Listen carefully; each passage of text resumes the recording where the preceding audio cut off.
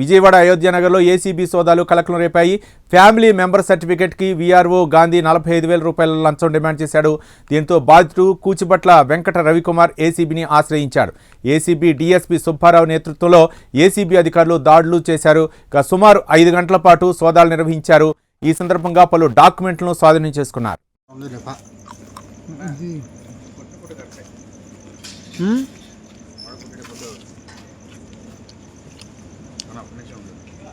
పాయింట్లు పడే అన్నా ఎత్తడు బాబాయ్